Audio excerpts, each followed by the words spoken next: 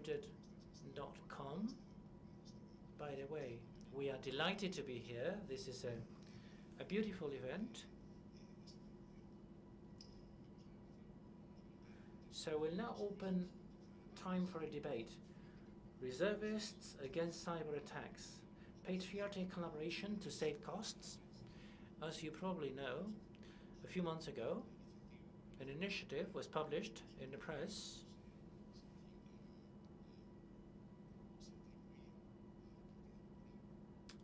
At that time, it was assumed that it was the Popular Party in Spain that came up with the initiative to organize a group of cyber reservists, and that's how they were called. To be honest, the details on that initiative we don't know any about yet.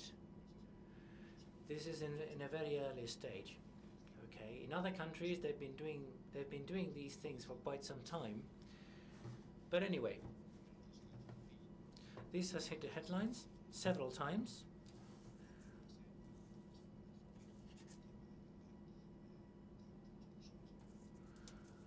On whether there should be a fee, on whether these people should get money in exchange for their services, how they should be organized, what sort of duties they should carry out, and so on and so forth. So in order to talk about this topic, we have organized this roundtable, and we have a number of exceptional guests. In alphabetical order, Roman has reminded me to do so. We have Adolfo Fernandez, in the red jumper, co-founder of cybersecurity's think tank. He's an extraordinary professional, holds a computer science degree from the Autonomous University of Madrid. A very experienced professional with very good criteria in his work. We also have another exceptional guest, Carlos López de Medina. He is a two-star general in the Cyber Command of Spain. What could we say about him? He is the first commander-in-chief of the Spanish Cyber Command. Together with his excellent team of collaborators, he is right there in the middle of the storm and collaborating with that project. He will give us his opinion. We also have Enrique Avila. Enrique, good afternoon. Director of the National Excellence Center, the Autonomous University in Madrid, also a specialist in this field. I am not a civil guard myself. En Google entonces, estamos mal. Soy miembro de los cuerpos soy miembro de los. No, I'm a member of the IT division in the Spanish government. I'm sorry about that, Enrique, but I know you are a great supporter of this initiative on cyber reservists. We have another exceptional guest, Javier Candao. Good afternoon, Javier. He's a lieutenant colonel in the Spanish Army and in charge of the National Cryptology Center of the Spanish government, and also an exceptional cryptologist himself. A long-standing track record. And then we have Mr. Jorge Davila. Good afternoon, Jorge. Jorge Davila is a senior lecturer at the informatics faculty in the Complutense University of Madrid. He has been working on cybersecurity for a long time. He's in charge of the cryptology laboratory in that university, and is also an instructor in this field. He carries out assessments for people working in this field. And last but not least, we have Roman Ramirez, who is co-founder, a member of the leading team at RootedCON, a wise man, someone that knows a lot about these things.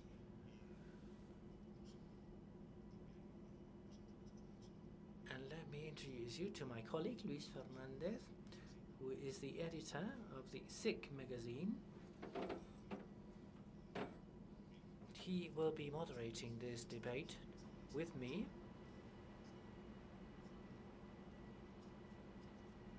We have agreed to have all of them speaking very briefly for 3 or 4 minutes to tell us about the initiative on cyber reservists.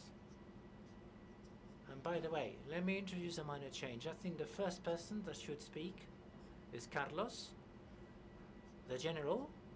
I think you're the most suitable panelist to tell us where we are, where we stand, and based on your comments, define the scope. This is the first surprise. Good afternoon, everyone. I hope you can hear me. It is a pleasure to be here with all of you.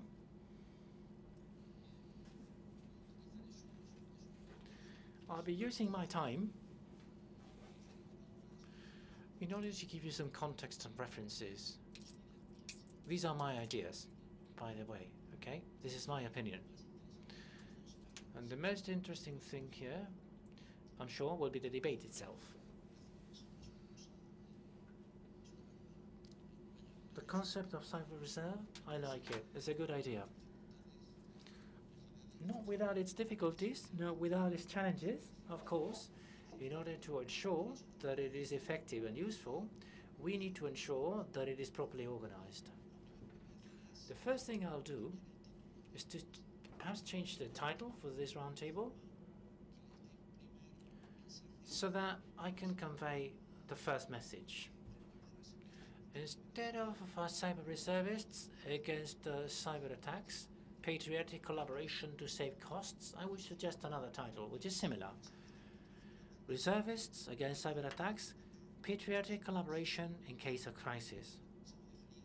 That's how I would choose my title. 3 aspects I would like to focus on. First of all, what do we need that cyber reserve for? Secondly, how we could organize such a thing. And finally, how we would pay the cyber reservists. I'll be very brief. I'll just give you the key elements in my opinion. So why do we need the cyber reserve to start with? It is very important to be aware of the fact that this cyber reserve is not a replacement for resources that must be there on a permanent basis. There are resources, I'm not going to tell you about the size. There is a set of resources that must be there all the time. The cyber reserve, from my point of view, is a complement to those resources in case of a crisis.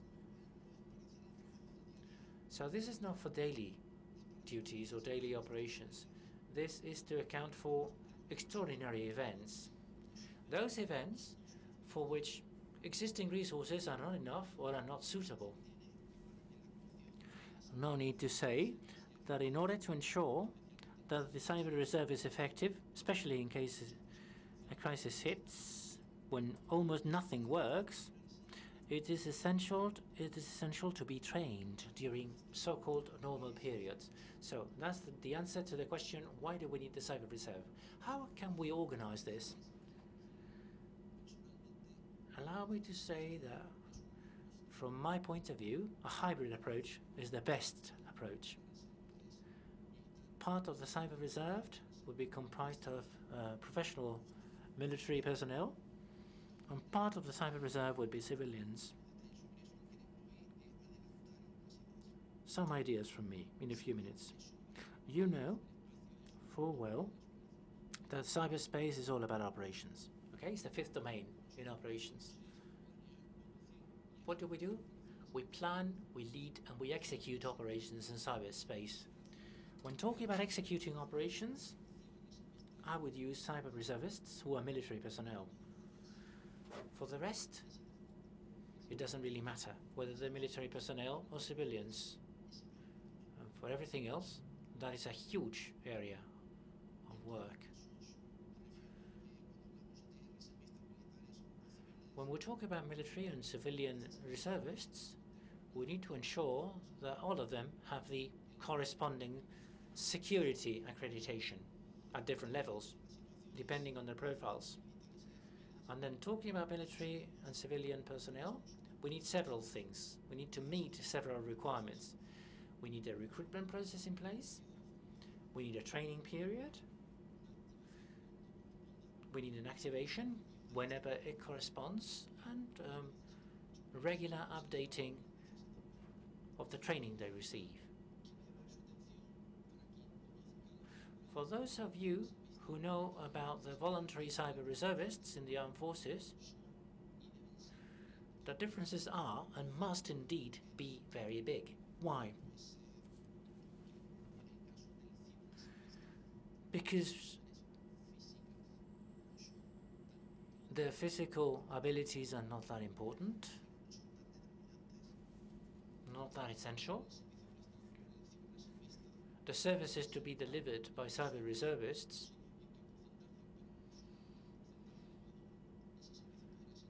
could be delivered online. They don't necessarily have to be there physically.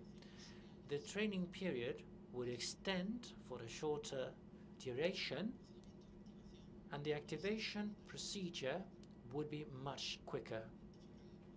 Just to give you a hint on the basic differences. How would we organize a cyber reserve? I know it may sound obvious, but we need to do this in a progressive manner, step by step. We would define an initial core of specialists. We would define a basic set of procedures. We would then validate those procedures, and that would allow us to grow in an orderly manner. And last but not least, how will we pay? How will we compensate the cyber reservists?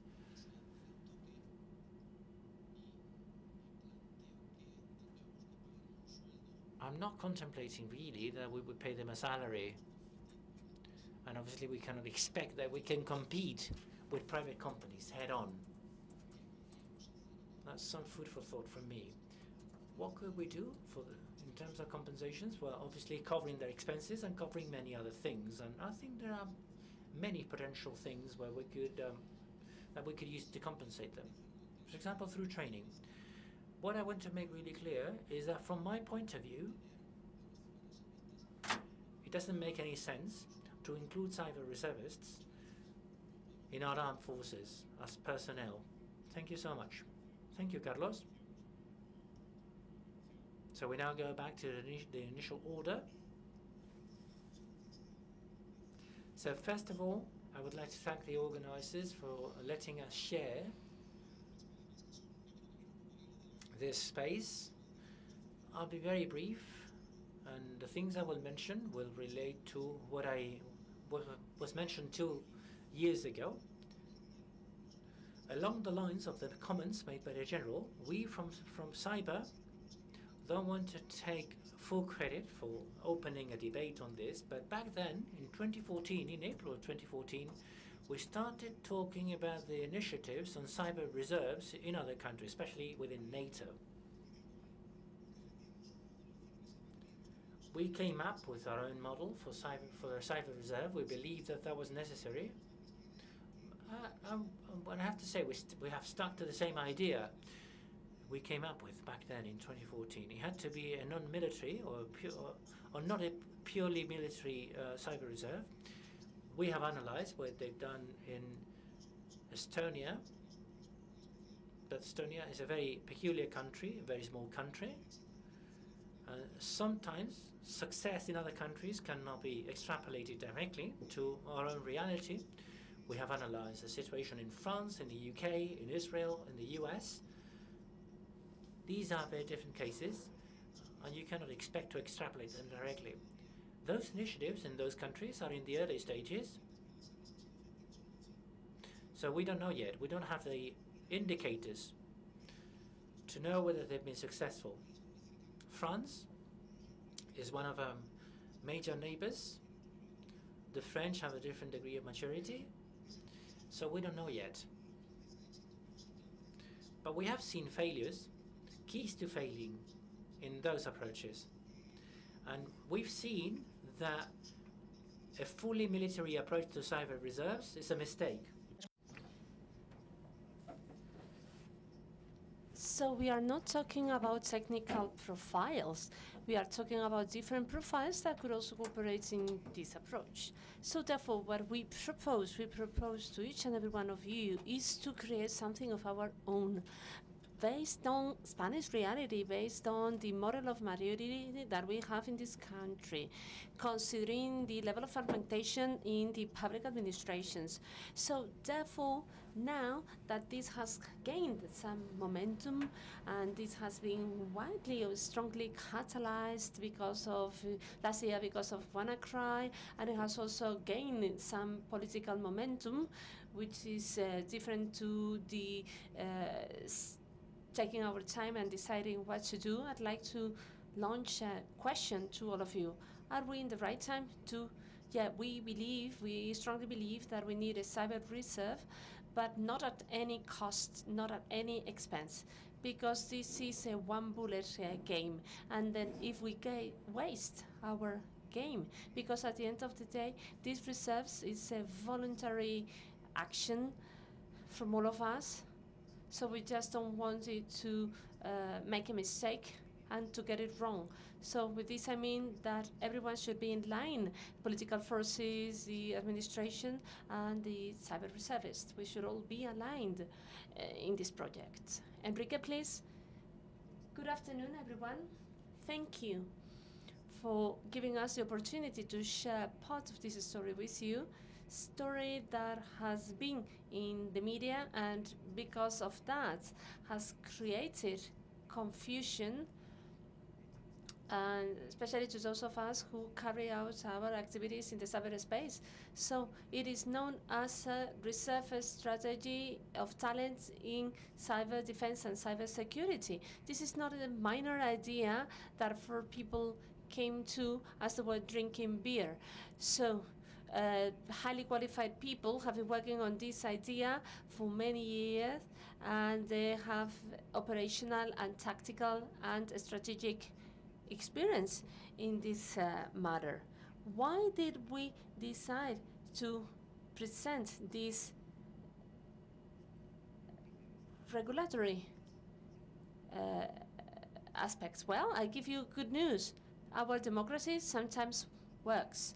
So we thought that it was the right time and the right place to do it. We said we either do it now or never at any cost. No, of course not at any cost, but at a cost we are ready to pay for, and then assuming that in the cyberspace domain, you have to make mistakes. You have to make mistakes, and you have to put tools in place to make progress as fast as possible. This is the same as businesses. If I create a wonderful poster and this is being sold on Amazon, they are being researched on the US, then logarithm detects the success of my poster or front page, and they are copying it and doing the same thing. Okay, they are being prosecuted, investigated for that. So this is what we believe, why we believe that this is the right time and a place for us to do it. I'm going to launch this question, 2 questions. So the states, as long as we want to keep that up, and as long as there is no alternative, cannot compete in a global market of talent. So we cannot access, not even by law, to that market of talent. And we have talent resources, but they are also in the market. My professional salary is published in the official Gazette and does not match up with the salary that is being paid to a colleague working in the private industry. So my question is, how can we attract first-level specialized talent? Because we are talking about multiple discipline talent, multidisciplinary talent. So this cyberspace is multidimensional, and we have to assume it as such. And the same as our national defense strategy, security strategy says, we have to defend it, and we have to defend it with all the weapons available to us as long as we want to defend it. So that's my first question. And the second question is about the need that we as a civil society participate in the defense of our nation as our constitution reads. Our constitution is there for us to use it and to collaborate with it. And it is also a good traction, allowing civil society to participate in the defense through reservism and through the strategic reserve of talent. So these are the two conditions that we took into account when we developed regulatory text, and we selected the CVs of our, that we thought that were fitting, and put it forward to the political groups that were willing to sit down with us. So as I say, they told us, they directed us to the party in government. If you really want to have success, when you launch a standard or a regulation, you have to address the political party in government. So this is not a party-oriented initiative, but we just thought that it was the right time, the right place to do it. The people who participated in the project are great experts in this matter, and I'd like to clarify on the following points. So we have asked for the necessary resources to bring it forward, because in this country we tend to make policies, okay, with a clause that says with no cost increase or with no expense increase, because all the public policies have a cost associated to them, an expense associated to it.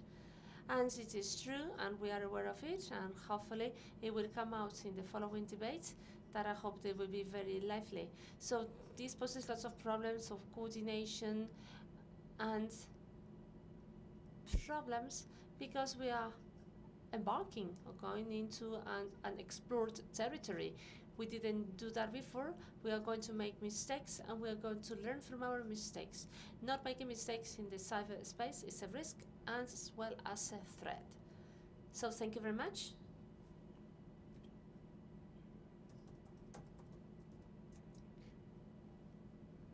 Hello, good afternoon. Drawing on what all the speakers have mentioned, I also would like to change the title of this proposal, as General said. Reservists. What I would have changed, I would have liked to change the name and to say volunteers,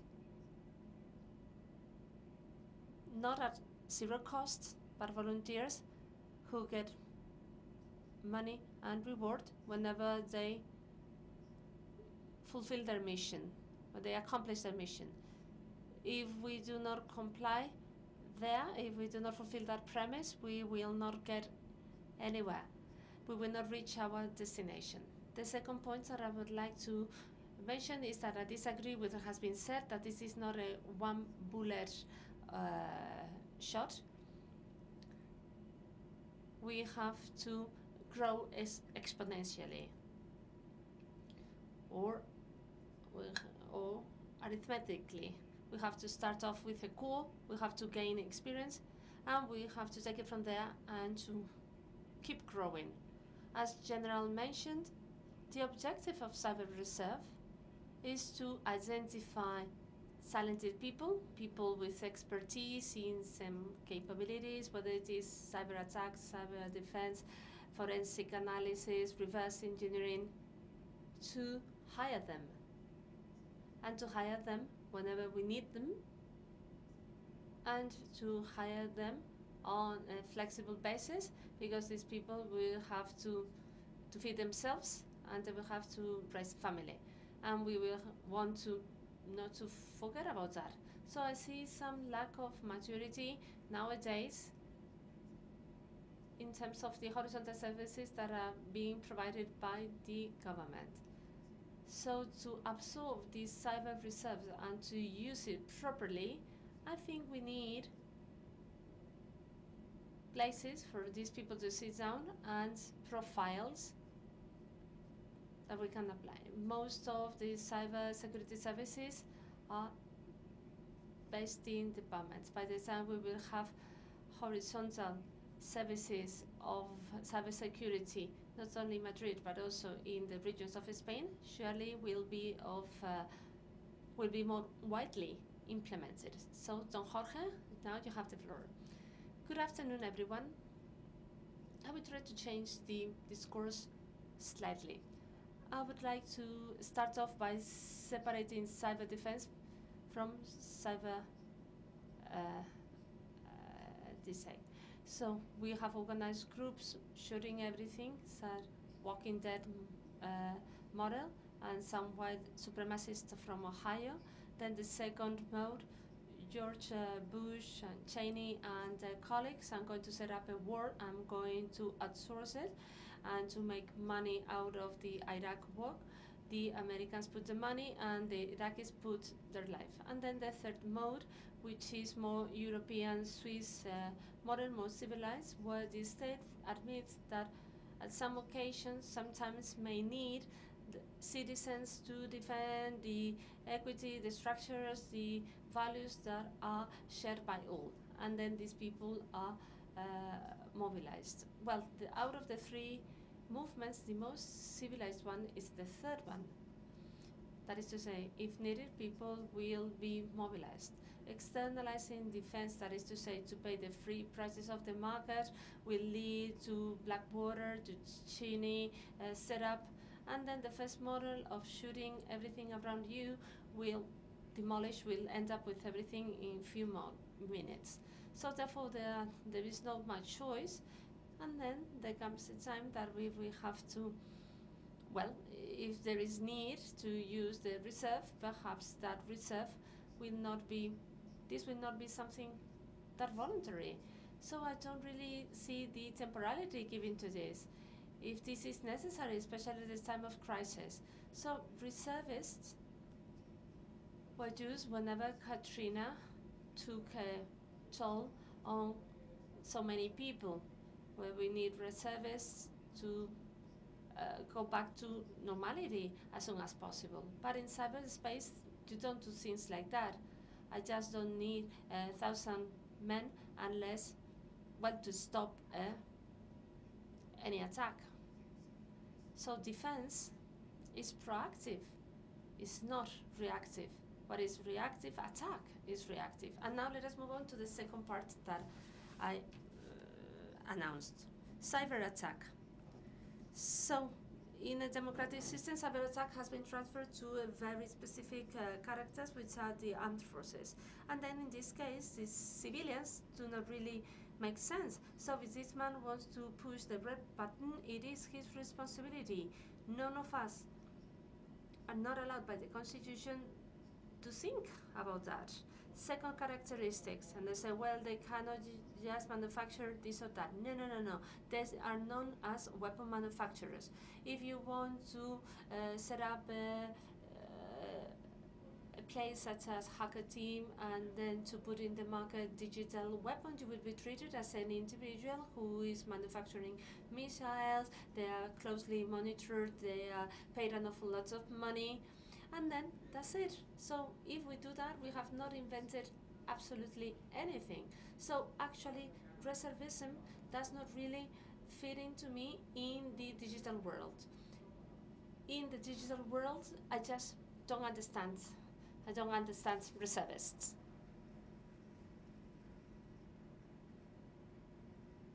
Okay, so the debate was not started yet. So now, Roman. Well, I was more hostile than I am now. Actually, I very much like Carlos' arguments because I understood things that perhaps was not understanding before. I'm going to ask you a question.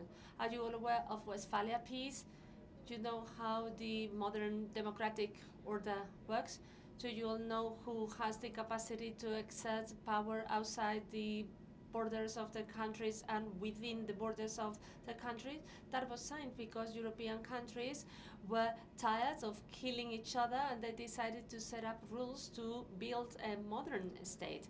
I would like to launch an open question. If you are in the street and then a robber attacks you with a knife, so who do you think Do you think that the law enforcement agencies are to defend you when that happens to you? If you are at your staircase and you are drunk and then someone tries to steal your wallet from you, who do you think should be responsible to defend you? Raise your hands those who think that law enforcement agencies should do that. If there is a war and people are to be sent to Afghanistan, who should go to Afghanistan?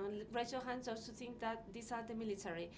Okay, and now, why in the case of cyber, we companies and citizens have to do that?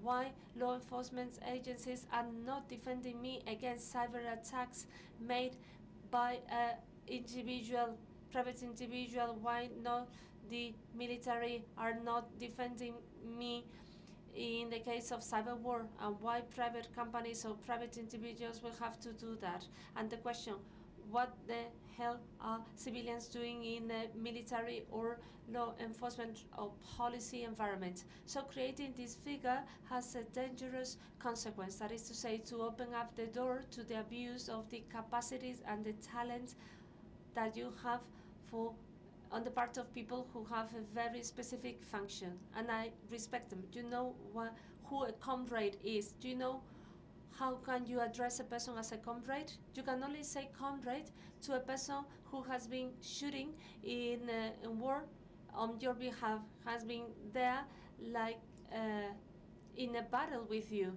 So to me, the military and the forces of the state are my comrades because they are fighting in the cyber domain. And actually, but I very much respect this function. Do we have to spoil the military function, the police function, by having an intern doing black ops? Do agencies will have reservists for black operations, for intelligence operations? Will we have reservists in the legal side? Military lawyers? Will it be supported by a private law firm? This is very complex, and I absolutely share what Augusto said. This is a one-shot game. How many of you will go happily to Afghanistan to be shot for Spain? Raise your hand. So you are facing a cultural issue of this country. So I don't believe in the concept of flag and of patriots. So I want to defend my neighborhood. I want my children to have good jobs. And if that entails taking out projects from US companies, I will do it. That has nothing to do with being patriot, but it has to do with defending your community. Because as we are here today defending a community, the reservist collaboration, first of all, you have to convince these people, like 1,000 people, to collaborate in many other things under the concept of community instead of the country. And then how are we going to compensate companies? How are you going to compensate companies for instance, if you've had a volunteer, it is also a good idea to volunteer for 3 months, okay? To go away for 3 months. How are you going to compensate and reward companies for that?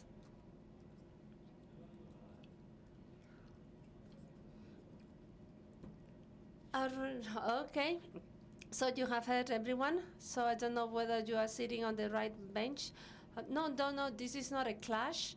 So this is something which is very important, which is known as generating collective intelligence. So all the ideas that can be put on the table are already valuable.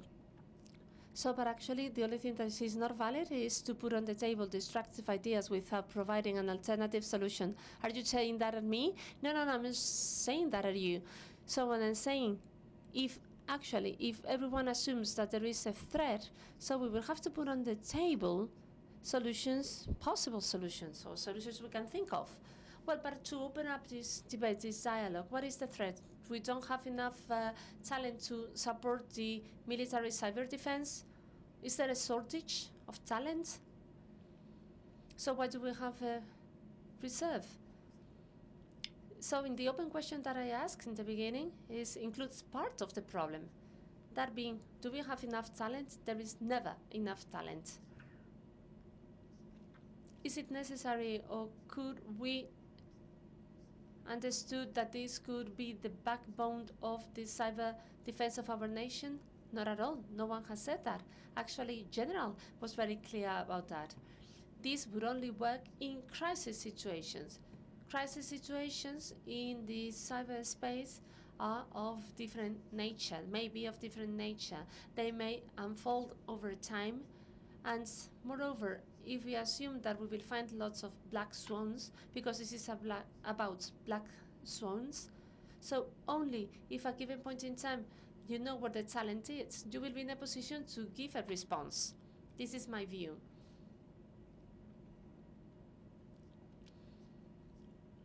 This may be there, this may be developed, and we are most likely to get it wrong. But it is best to get it wrong, to learn from it, and to reassess what we did. And that perhaps will allow us to give the right response in the face of a crisis situation. General, would you like to say something? Well, I'd like to say two things, starting off by what has been mentioned last. We have to make a mistake. Of course, we have to make mistakes, undoubtedly, but we have to make mistakes in a controlled manner. We cannot make mistakes in an irreversible manner.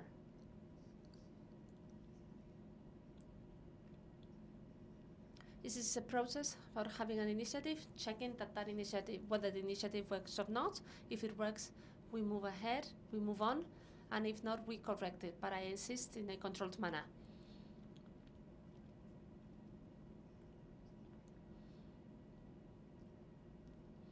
So I'd like someone from the public to clarify for me these exceptional situations that would require bringing together all the talents in this country. I'm against it. Or actually, I don't feel that this is a battle of black swans. This is the Go Talent contest. This is not about who's got the biggest hacker. But if I have something which is not working, please do not use it.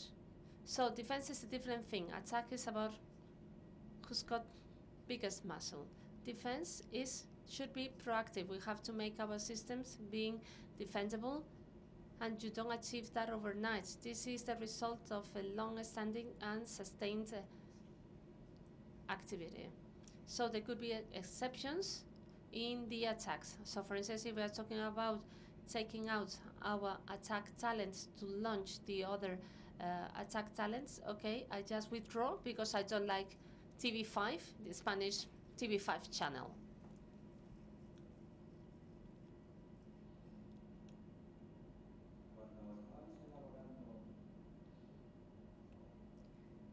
When we were putting together the approach of this session, the title responds to what was desired. I just want to focus on the second part, patriotic collaboration to save costs. I'd like to ask a question to Carlos in representation of the Ministry for Defense and Javier as representative of the public administration, which is the following. Spain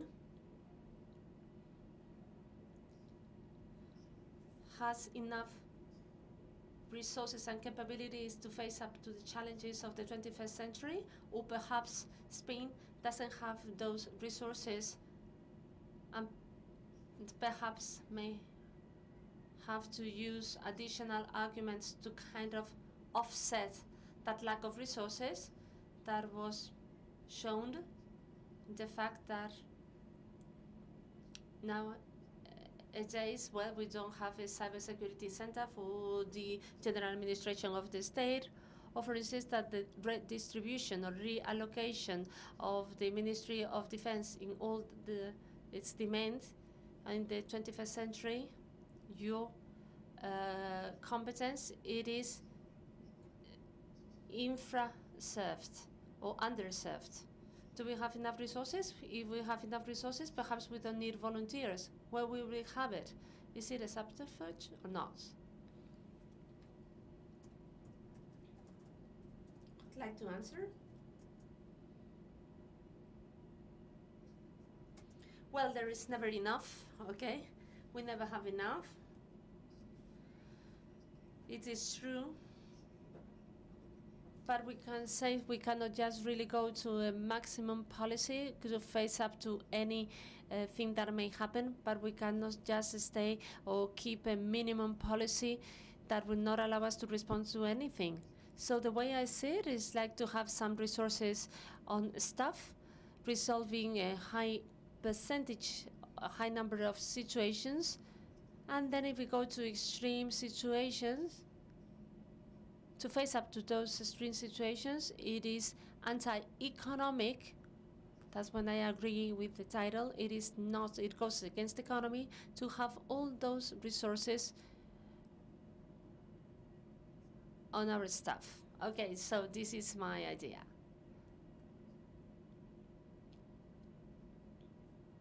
So I don't think it is a question of resources. State has a budget, and we depend on that budget. And then what we have to do is just to see where do we want to invest that budget on. So, well, everyone says that cyber threat is very important, but perhaps the budget is being spent somewhere else. I just would like to talk about, so I'd like to say something. So I don't see that situation for crisis situation. What happens with WannaCry? I call people on a Friday and then on Sunday things are over. So I have to work with whatever it's available to me. So cyber reserves is a procedure to detect talent and where the administration can select these people and invite them to stay.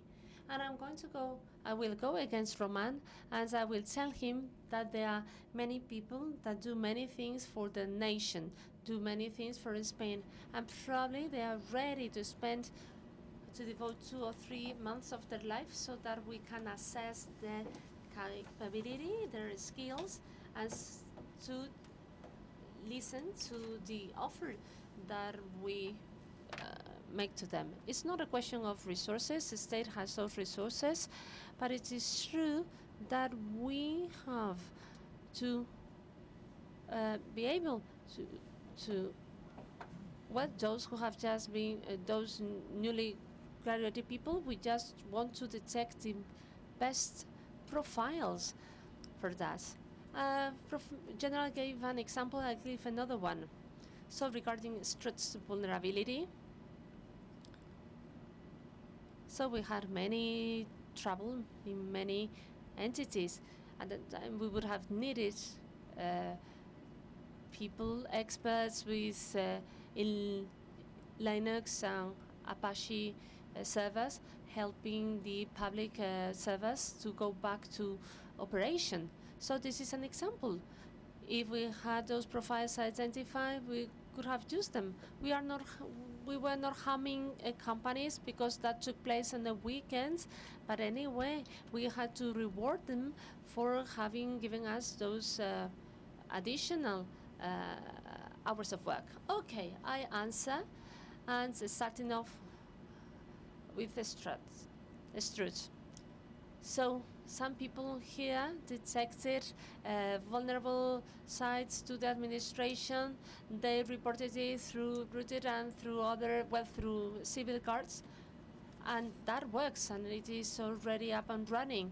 So do we need that to be regulated for any politician to have a place in the Senate? Oh, sorry, I said that aloud. I just had it on my mind. So you are talking about reporting vulnerabilities. We have that already, okay? We have vulnerabilities reported through very many different channels.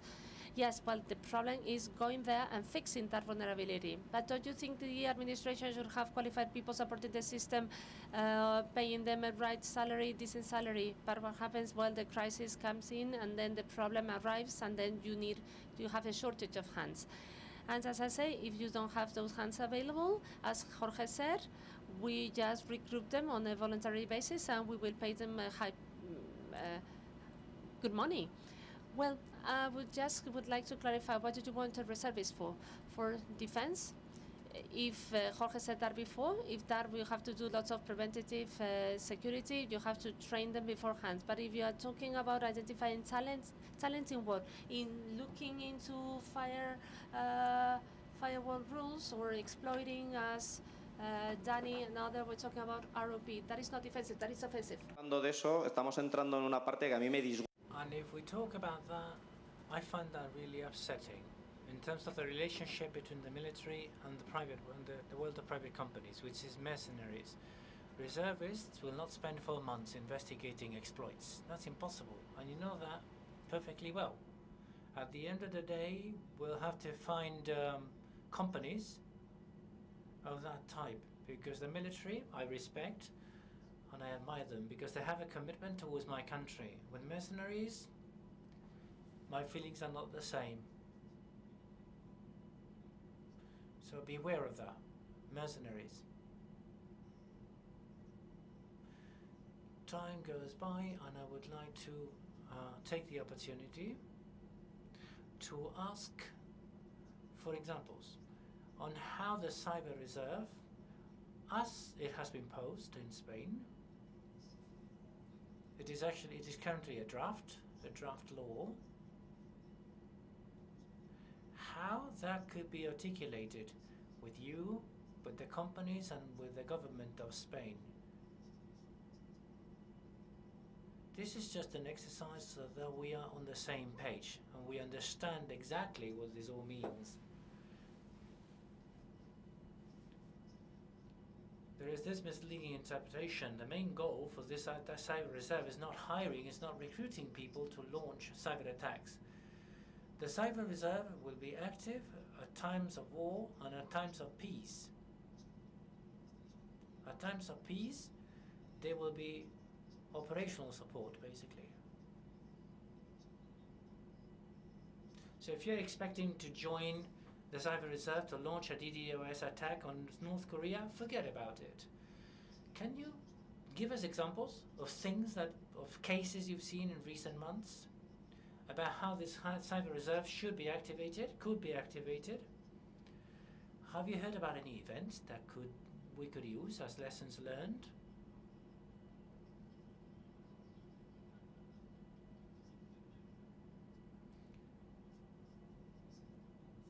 Roman, by the way, let me tell the audience, please go ahead with your questions, okay? Okay, with WannaCry, Adolfo, do you remember the involvement in the Spanish government? They set up a coordination team, and I don't mean the CCN, that was working hard from 9 in the morning on that day, but remember who was pushing for that rapid response team? There was no one. There was no one there. We had to call upon private individuals so that we could form a group. The only call I got from the public administration was a phone call to ask me whether I had been involved, whether I had been impacted. This was through a Telegram group, believe it or not. It's a bit sad. We have some questions already. I'm the mercenary Roman is afraid of. I descend from several people that have been working on weapon development at Santa Barbara, the national weapon company. I've seen all sorts of things. There's two things you've mentioned, talent retention and cost savings. One of the worst things I always saw in my military career is that you reward a nice tie better than talent. Why are you not doing anything to change that? And on cost savings, the army works with many different private companies, with Thales, with Indra Military, with Airbus, Defence and Space, GFI, and many others. And I see that in many of these companies, some people come from the military and are appointed in very high positions. We also have the Miss Cospedal's husband working as a CEO at Amber.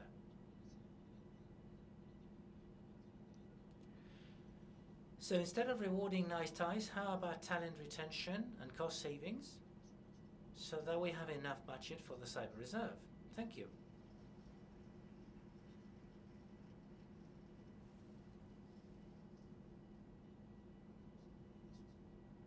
Was that a question, or was that a declaration of intention or a statement? I didn't understand the question. Since I'm also in public office, I don't hold a high position. I'm no one in government. I'm very proud of what I do, but I don't hold high positions. I work for you, amongst others, with a nice tie. I didn't understand the question. If this is a political forum, I would agree with that. But I don't think we were talking about that, because if we manipulate, if we mislead people when talking about these subjects, we'll get into something which is very special, very unique in Spain.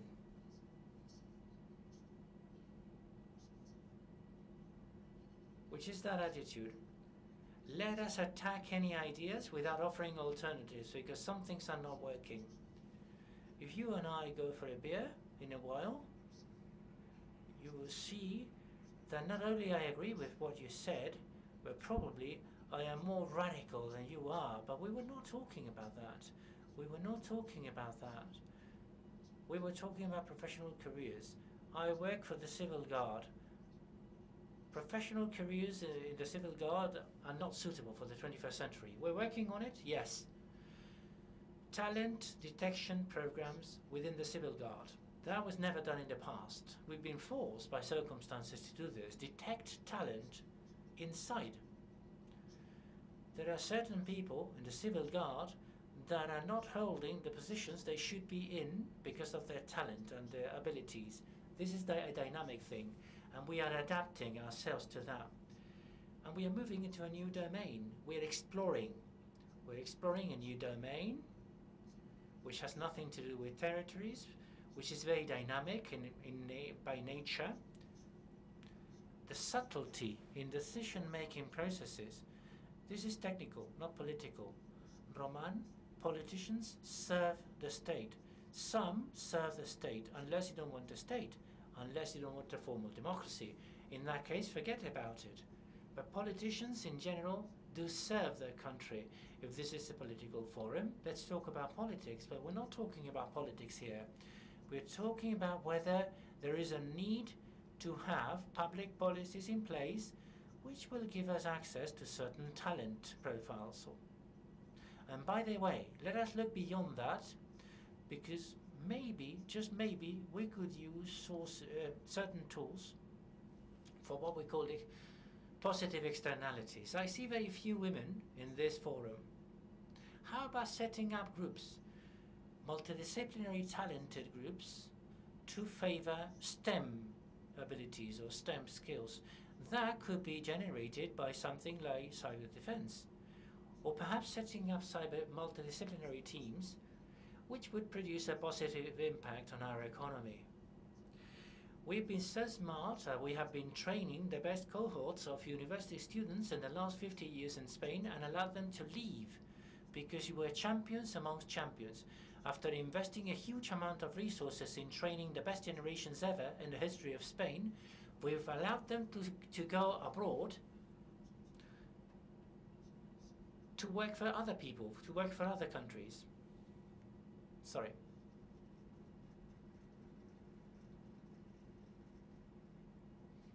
General, do you want to say something? Well, what I would ask is that we stick to the subject. And I think this is, it is worth that we focus on the topic. We could talk about difficulties in any area in the world, but we've come here to talk about the title.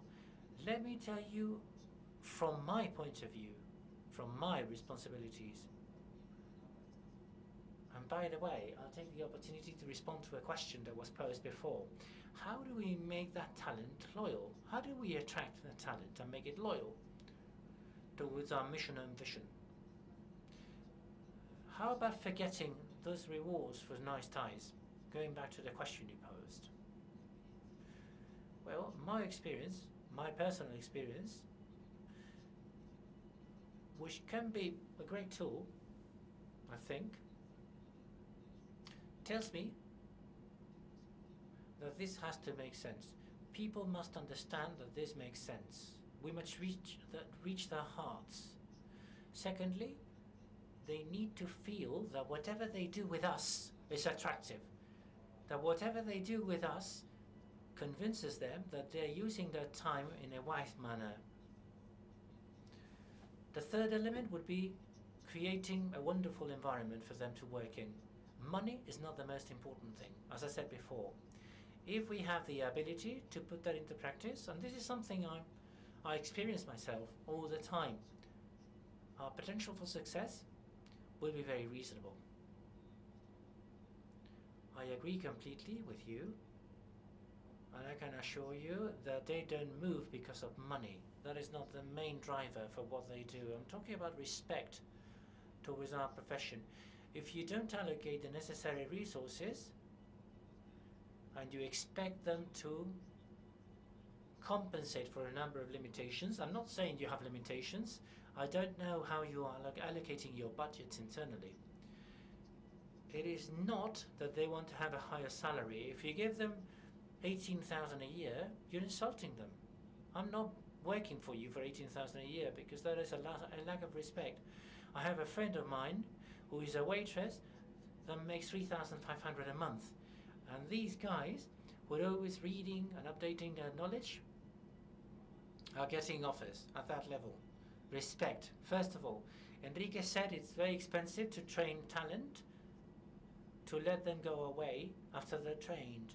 Well, perhaps because setting up the Cyber Reserve, all of us here should push our government in that democracy you mentioned, so that the government does its best to ensure that they pay reasonable salaries to those they employ. And that would be step zero before you tell me stories about whether I should be a cyber reservist or not. Treat me with respect. I think that is a summary of what most people feel in this room. We have a question. Good evening. My question relates to costs for companies and the availability of potential reservists. For example, I can go to the website, I can check the alert level, which is very high in terms of terrorism, for example. And I'm sure there's a strategy behind the scenes. Will you consider those cyber reservists that are already available? How much availability are you thinking about? Because there is a clear cost here for companies and for people. Do they need to be available at any point in time?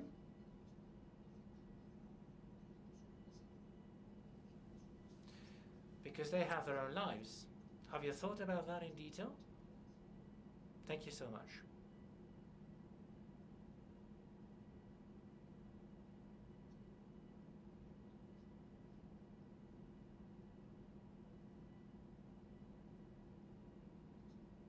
Please, yes. Now we have a question over there, another one over there, and then the third one. Thank you. But first of all, I would like to congratulate the panelists and the organizers. I'll give you my 2 cents based on my own experience. I met someone some time ago that works for one of these modern armies that has a cyber reserve. He had a position in the army and he was working for a private company at the same time. So 2 situations we talked about that will become my questions. One, which is purely operational. This person would disappear for 3 weeks without explaining anything, and projects would become impossible. With him, it's not just the money. What sort of rules must be defined for that game when people can be called by government at any point in time? And then, depending on the nature of the company, they may have access to data which may be very sensitive. data which may be very attractive for intelligence services from other countries, from other companies. Do you want to wait until the end of those questions, or right? Okay, the next one at the top. Just bear with us for a second.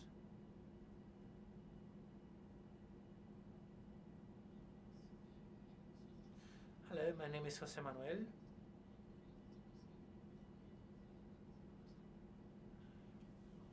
In my opinion, this is not the best point in time to set up a cyber reserve. So I have two questions. This has nothing to do with cost savings. Why can't the state in Spain attract talent? And then another question for the general. Why are we working on a cyber reserve before setting up a proper cyber defense unit within the army?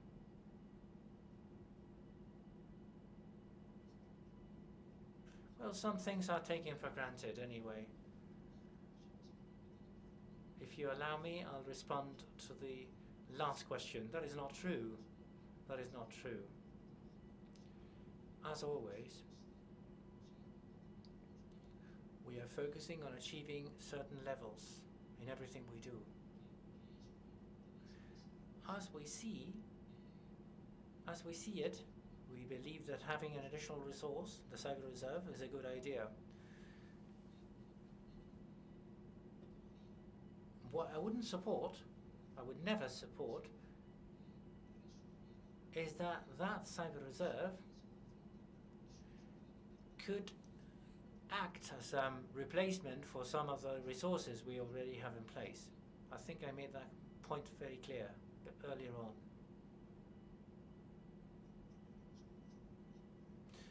So, no examples from any of you. So, answering the two questions. I have exactly the same questions our colleague had. Okay, same questions. Same questions, exactly. As far as I know, okay, don't take this for granted. The fact that you belong to a cyber reserve in a certain country could prevent other countries from hiring you, or certain companies from hiring you. For example, in the UK, the British are very clear. They want technical profiles. They want technical profiles with knowledge on databases. There's a full list there. Eligibility criteria. In the French model, it's the same thing. They don't go so much into the technical things. You have to be a French citizen, free of a criminal record. And then there's the issue of security accreditation, which is a sensitive issue, as you can imagine. Okay, let me give you an example, which is relatively recent. Perhaps we are assuming that the cyber reserve, because it is part of the military approach, as a reservist, by the way, I want to support my government, and not just the army and the military.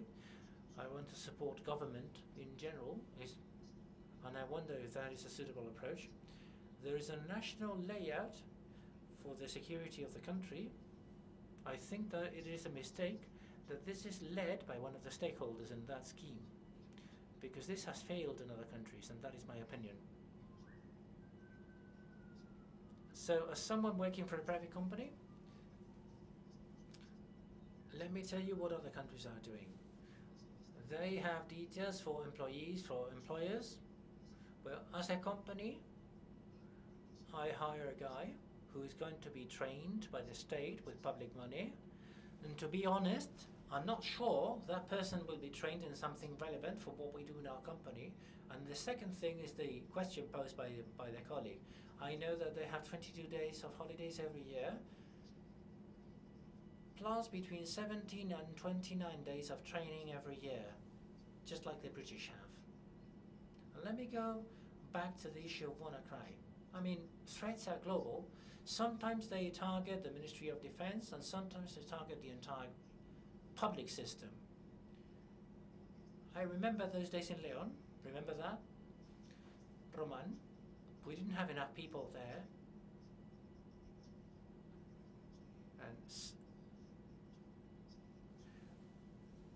we needed people to do all sorts of things, and we didn't have enough hands. Suddenly, 8 of the people that were working with me, cyber reservists, were called. Remember that situation? I do believe in cyber reserve, but I have doubts in how to apply that concept practically. This is not about being patriotic. We're a very special country. In other countries, I've seen beautiful examples. Here, I have doubts. I'd love to have ideas from any of you. I have doubts on how to apply all of these concepts practically. Adolfo, you're an expert. Do they have volunteers in China for this? In China, they have something beautiful, which is called democracy on CNN. You cannot even find that in a browsing engine, in a search engine. Thank you so much, first of all. And there's a question from me. How do we retain that talent? I've heard several people today saying that we let talent escape. It seems that talent is going away. Someone else said that money is not the most important driver. It isn't the most important driver when you have the salary of a general.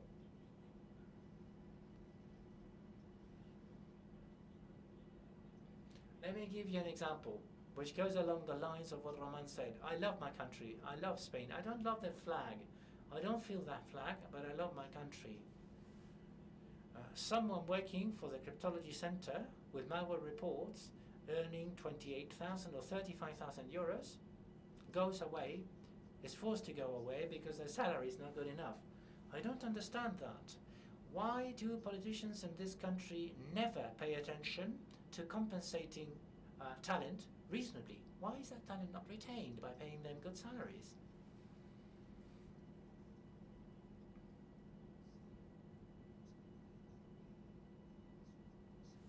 Since I am the visible face for this project and we more or less have answers to all of these or many of these questions, let me attempt to respond. Let me start talking about company, how people are compensated. One thing is the salary and another thing is the rewards, okay? These are different concepts. Let's reward people, let's reward companies. We're not proposing to have a compensation package as such in place for companies or people. And by the way, you are absolutely right in everything you said. I am a strong supporter of this idea, and not just with government,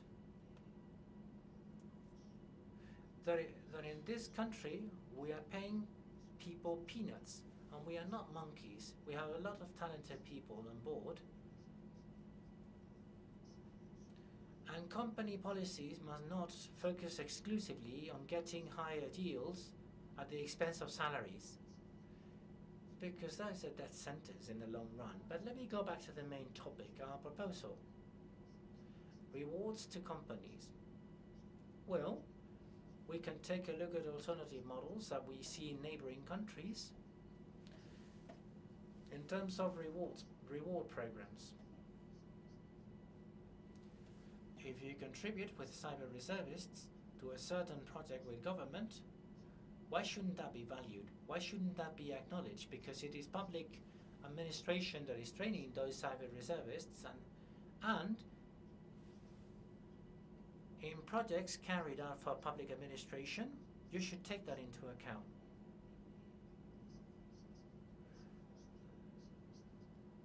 That would probably make companies understand that cyber reservists might be interesting people to get on board, thereby retaining talent within for any projects that they could develop with the state.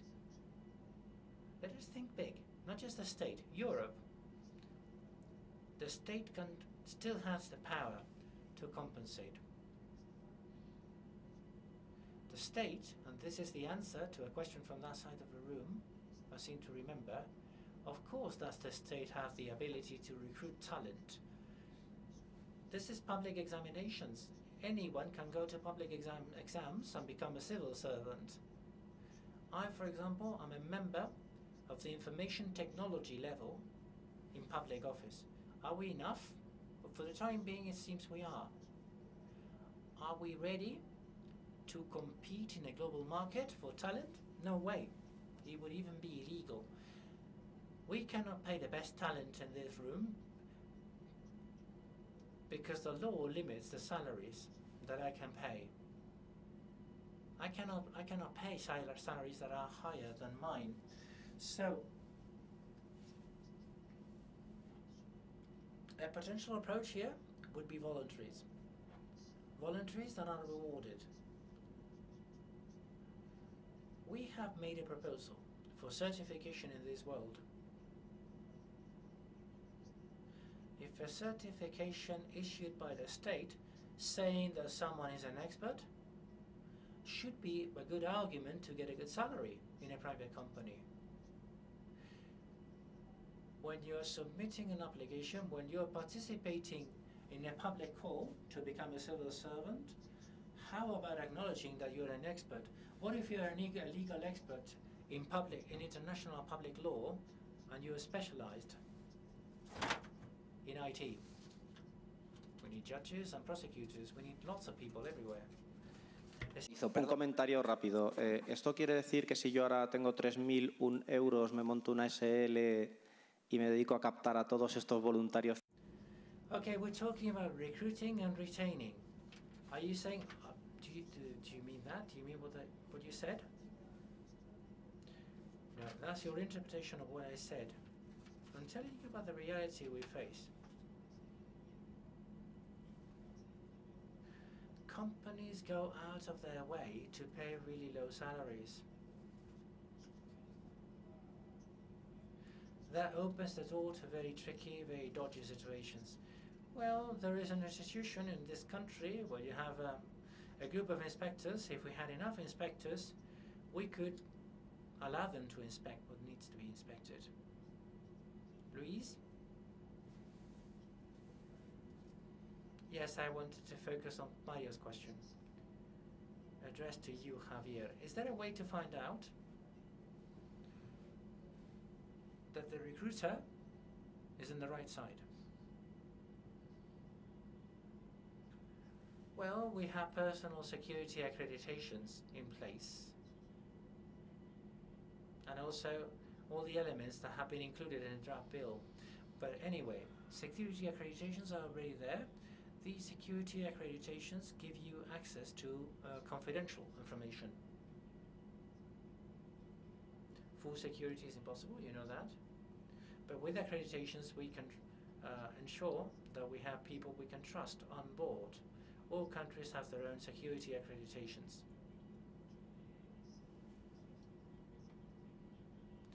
I've heard that question before. If I'm a cyber reservist and I'm called by my company, what happens? I think if a crisis comes along, we would use whatever resources we have. It's very difficult that we can count on additional resources. And I keep telling the room, the audience, the cyber reserve will be useful to capture or detect talent. On many occasions, we tend to believe that we have more talent than we have.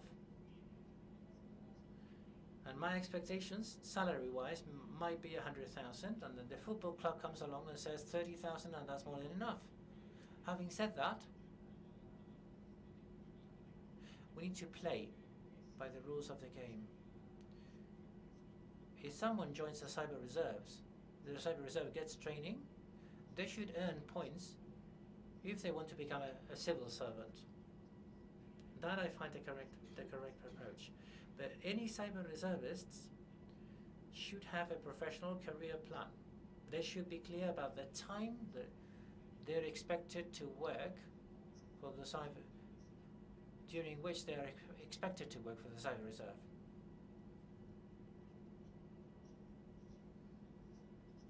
There's many things that came up. If this is about patching software at Telefonica because of WannaCry, this is not national security. This is not about talent. I was thinking about something much more serious. Point number 2, talent is leaving. If they have to go abroad, it means that this country doesn't need talent, because they're not acknowledging talent. Ransomware is always there. It is not an exceptional situation. Who is training talent in that field? I think you as hackers tend to say, well, I'm a hacker, I'm stunning, I'm awesome. Do you have surgeons, born surgeons, or do you trust them because they have operated on 500 patients? Who trains those surgeons that we need in the digital scenario? Where are they? Why don't we have permanent, stable positions? That training is not 15 days or 20 days every year. This is about continuous professional development. What we cannot expect is to find that talent there where we have done nothing to foster the existence of talent. I don't want to offend anyone, but I think this is useless. This is an empty discourse. Eres un divo, Jorge. Tenemos una pregunta, por favor. Buenas tardes. Hello? The question is, well, I share many of the things that have been said here, but the question is, why, instead of having a patriotic defense to save costs, so Red Cross volunteers, are they actually saving costs? Are they getting money from somewhere? And we're talking about a specific WannaCry crisis. Why the Estonians have a voluntary cyber reserve? I know that General Medina has reservists, they are paid, and we're talking about a different thing. Why don't we identify national defense with something else, with another thing? So don't you think this is a problem or an issue of our culture of defense? Perhaps in Spain we don't have that culture of defense, and that's my question. I'll leave it there. Well, several points about that. Undoubtedly, a situation which is well known by everyone of an ongoing threat makes everyone mobilize themselves in the same direction. That is the case of Estonia or Israel. So we should not be deceive ourselves here. Okay. So not having a culture of national defense, yes, it is true, there isn't one. But now the point is, let us start this cyber reserve. If we think about the multiple difficulties that we will find, we will not even take a single step. Let us go back to the exercise that we said before. Let us try and use the most appropriate mechanism. We will make mistakes, we will control mistakes, and let us fix that can be fixed. But let us not be petrified, paralyzed, due to the multiple difficulties that we will be facing, because there are very many difficulties. And we are nearly finishing, okay, so 10 minutes away from finishing this roundtable. And before you say your last words, in the current state of the art, how many of you would be happy to be volunteers? Can you please raise your hand? Is that 50% of the room? Well, a bit less than 50, 30 or 40%. Okay, you raise your hand twice. Okay.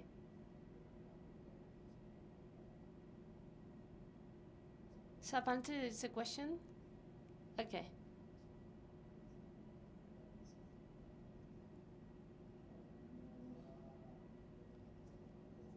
First of all, congratulations, you are wonderful, very brave for coming over here and to share your points. So very simple question. Imagine, let us assume that I would have the talent to do that.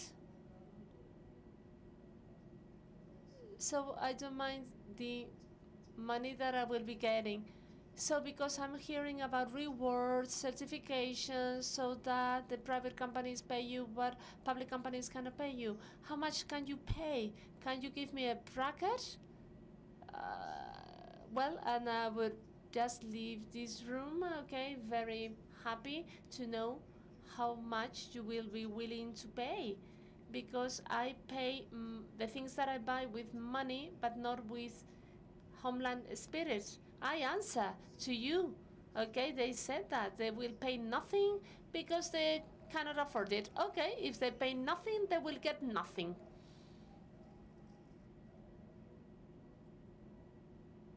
We have a last question. Okay, I'm going to recap something that was said before. It was said that there were only few women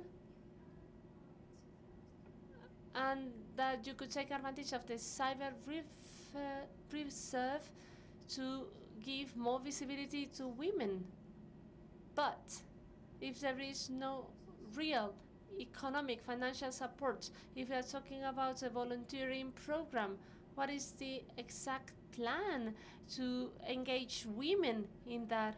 What is the actual weight and importance that will be given to women who are interested in these projects? Well, I mentioned that as a positive externality that could come out from any project that puts into communication multiple talents, okay, and without any gender segregation.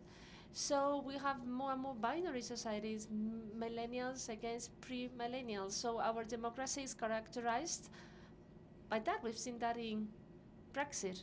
We've seen like specific segments of populations that cast a specific vote. So therefore, they manage to prevail their common cognitive bias over a small population group.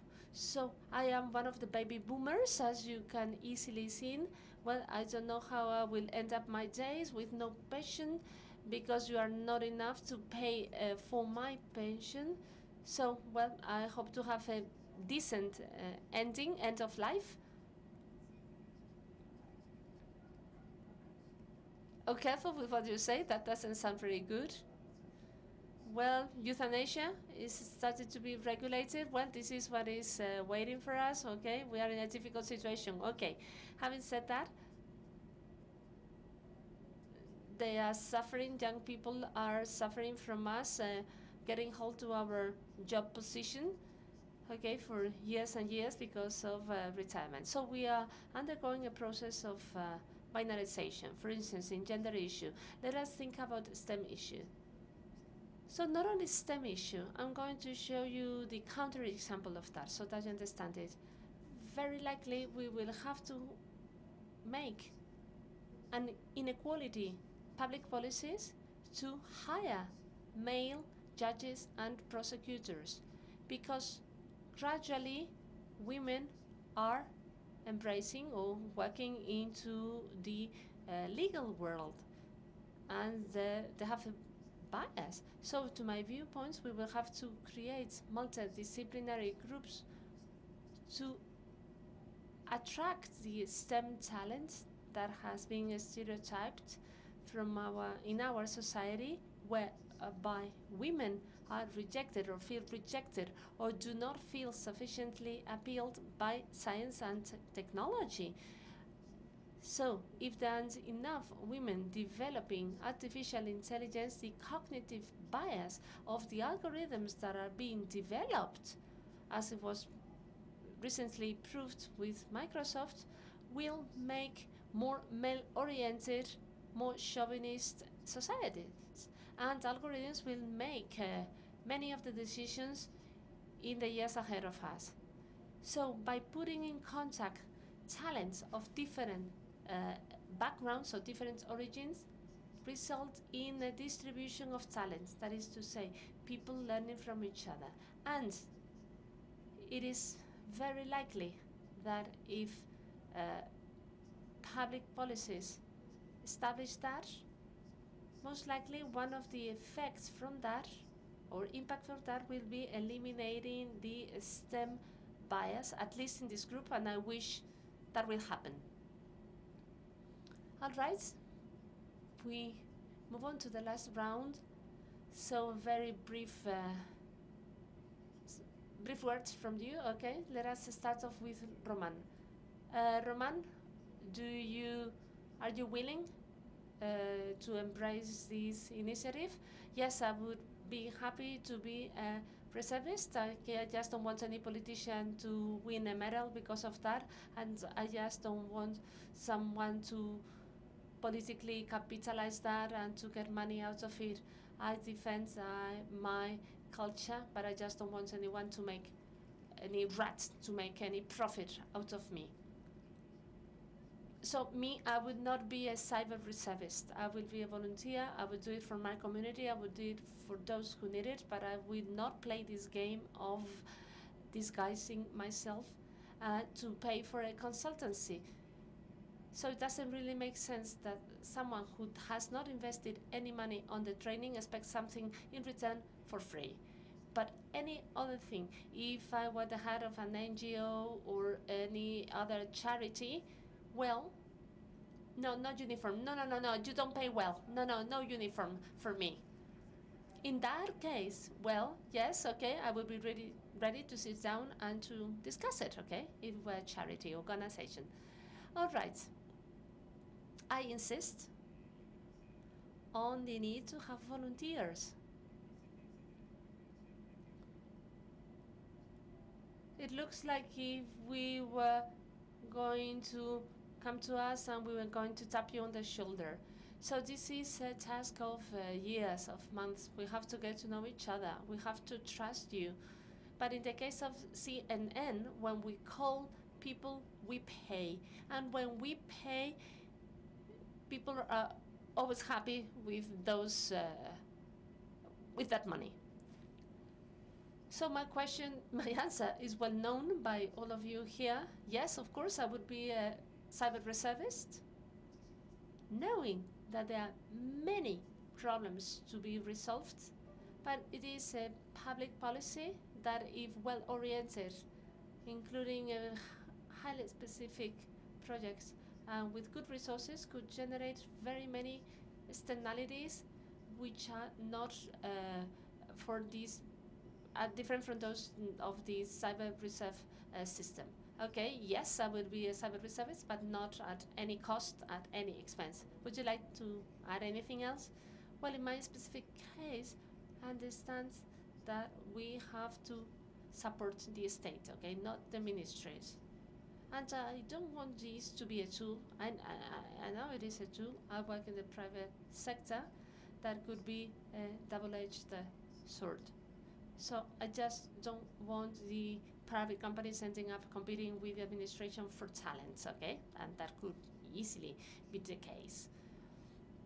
Okay, so positive. I am an optimistic and person by nature. To summarize it, I think it is worthwhile to try it. Difficulties are very many, of course. And the last message, several references have been made to the Ministry of Defense. The Ministry of Defense is at the service of Spain and of the Spaniards, and not at all in favor of no one, at the service of Spain and the Spaniards. And that's our only purpose. And I would like everyone to be very clear about that. Thank you very much, General. So this is the end of our roundtable. So bigger, greater applause, please, for them. This is Rooted. So thank you, it's a pleasure. It's been a pleasure being with you. This is the end of the roundtable.